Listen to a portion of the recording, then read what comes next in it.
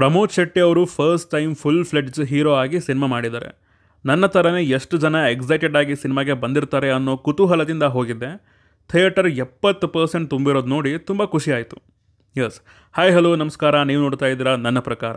Laughing Buddha, directed by Bharat Raj, starring Pramod Shetty, Diganth Manchale, Teju Belawadi, Sundar Raj in lead role. Cinema ನೋಡ್ಕೊಂಡು ಬಂದಿದ್ದಾಯಿತು. So ಮಾತಾಡುವ ಸಿನಿಮಾ ಕೊಟ್ಟಂತಹ ಎಕ್ಸ್ಪೀರಿಯೆನ್ಸ್ ಹೇಗಿತ್ತು, ನನಗೇನು ಇಷ್ಟ ಆಯಿತು, ನನಗೇನು ಕಷ್ಟ ಆಯಿತು ಅಂತೆಲ್ಲ. ಆದರೆ ಅದಕ್ಕಿಂತ ಮುಂಚೆ ಚಾನಲ್ಗೆ ಫಸ್ಟ್ ಟೈಮ್ ಬಂದಿದ್ರೆ ವಿಡಿಯೋನ ಫುಲ್ ನೋಡಿ, ಇಷ್ಟ ಆದರೆ ಮಾತ್ರ ಸಬ್ಸ್ಕ್ರೈಬ್ ಮಾಡಿಕೊಂಡು ಸಪೋರ್ಟ್ ಮಾಡಿ.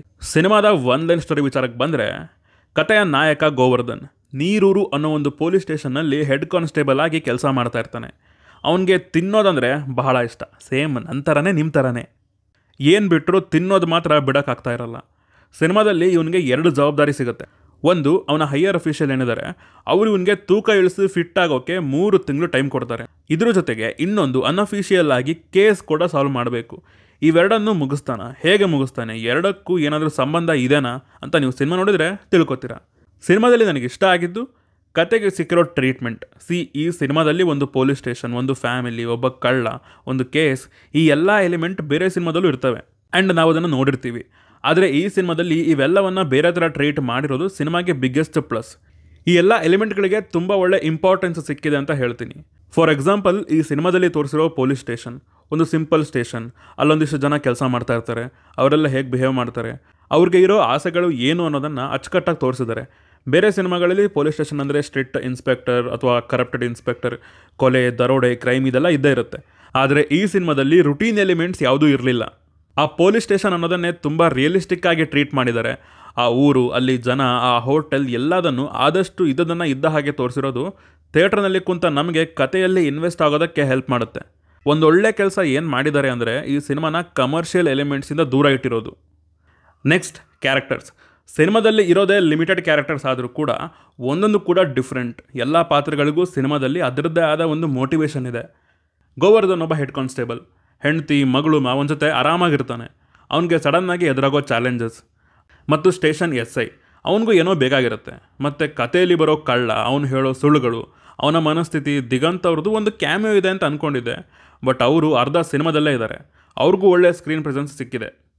ಆ ಕ್ಯಾರೆಕ್ಟರಿಂದ ಸಿಗಬೇಕಾಗಿದ್ದ ಪರ್ಪಸ್ನ ಫುಲ್ಫಿಲ್ ಮಾಡಿದ್ದಾರೆ. ಜೊತೆಗೆ ಗೋವರ್ಧನ್ಗೆ ಸಪೋರ್ಟಿವ್ ಕ್ಯಾರೆಕ್ಟರ್ಸ್ ಆಗಿ ಅವನ ಹೆಂಡತಿ ಮತ್ತು ಮಾವ, ಈ ಎಲ್ಲ ಕ್ಯಾರೆಕ್ಟರ್ಸ್ ಸೇರಿಕೊಂಡು ಸಿನಿಮಾನ ಲೈಟಾಗಿ ಕಾಮಿಡಿ ವೇಯಲ್ಲಿ ತಗೊಂಡು ಹೋಗಿದ್ದಾರೆ.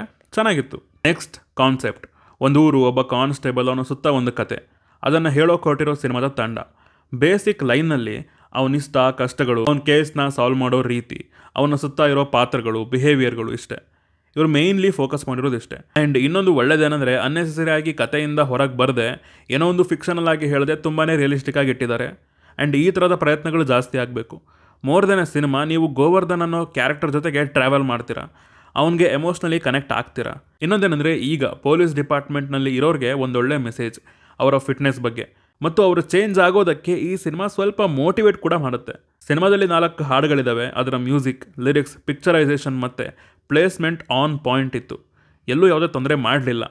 ಇನ್ನು ಸಿನಿಮಾದಲ್ಲಿ ನನಗೆ ಕಷ್ಟ ಆಗಿದಂದರೆ ಸೆಕೆಂಡ್ ಹಾಫ್ ಪ್ರೊಸೀಡಿಂಗ್ಸ್. ಸೆಕೆಂಡ್ ಹಾಫ್ನಲ್ಲಿ ಒಂದು ಕೇಸ್ನ ಅನ್ಅಫಿಷಿಯಲ್ ಆಗಿ ಹ್ಯಾಂಡಲ್ ಮಾಡೋ ಪರಿಸ್ಥಿತಿ ಬರುತ್ತೆ. ಫಸ್ಟ್ ಆಫ್ ಆಲ್, ಆ ಕೇಸ್ನಲ್ಲೇ ದಮ್ ಇರಲಿಲ್ಲ. ಆ ಕೇಸ್ಗೆ ನಾವು ಪರ್ಸ್ನಲಿ ಇನ್ವಾಲ್ವ್ ಆಗೋದಕ್ಕೆ ಕಷ್ಟ ಆಗುತ್ತೆ. ಸೊ ಅದರಿಂದ ಅಲ್ಲಿ ನಡೆಯೋ ಇವೆಂಟ್ಸ್ಗಳು ಯಾವುದೂ ಥ್ರಿಲ್ಲಿಂಗ್ ಆಗಿ, ಎಂಗೇಜಿಂಗ್ ಆಗಿ ಇರಲಿಲ್ಲ ಅಂತ ಹೇಳ್ತೀನಿ. ಈ ಕೇಸ್ನ ಬಿಟ್ಟು ಒಳ್ಳೆ ಥ್ರಿಲ್ಲಿಂಗ್ ಎಲಿಮೆಂಟ್ಸ್ ಇರೋ ಕೇಸ್ನ ಬರ್ಕೊಂಡಿದ್ದರೆ ಸೆಕೆಂಡ್ ಹಾಫ್ ಇನ್ನೂ ಎಂಗೇಜಿಂಗ್ ಆಗಿರ್ತಿತ್ತು. ಫಸ್ಟಿಂದನೂ ನಾವು ಗೋವರ್ಧನ್ ಅನ್ನೋ ಕ್ಯಾರೆಕ್ಟರ್ಗೆ ಕನೆಕ್ಟ್ ಆಗಿರ್ತೀವಿ. ಮುಂದೆ ಏನಾಗುತ್ತೆ ಅನ್ನೋದಕ್ಕೆ ಕಾಯ್ತಾ ಇರ್ತೀವಿ. ಆದರೆ ಆ ಕೇಸ್ನ ವಿಚಾರ ಸ್ಟಾರ್ಟ್ ಆದಾಗ ಕೇಸ್ನು ನೀಟಾಗಿ ಮ್ಯಾನೇಜ್ ಮಾಡಿದೆ. ಗೋವರ್ಧನ್ ಕ್ಯಾರೆಕ್ಟರ್ನ ಇಂಬ್ಯಾಲೆನ್ಸ್ ಮಾಡಿ ಸ್ಟಾರ್ಟಿಂಗ್ನಲ್ಲಿ ನಮಗೆ ಇದ್ದ ಇಂಟ್ರೆಸ್ಟ್ ಹೋಗ್ತಾ ಹೋಗ್ತಾ ಕಡಿಮೆ ಆಗುತ್ತೆ. ಓವರಾಲ್ ಆಗಿ ಹೇಳಬೇಕಂದ್ರೆ ಇದೊಂದು ಒಳ್ಳೆ ಲೈಟ್ ಹಾರ್ಟೆಡ್ ಒಂದು ಕಾಮಿಡಿ ಪ್ಲಸ್ ಇನ್ವೆಸ್ಟಿಗೇಷನ್ ಇರ್ತಕ್ಕಂತಹ ಸಿನಿಮಾ. ಒಬ್ಬ ಹೆಡ್ ಕಾನ್ಸ್ಟೇಬಲ್ ಜೀವನದಲ್ಲಿ ನಡೆಯೋ ಒಂದು ಡ್ರಾಮಾ.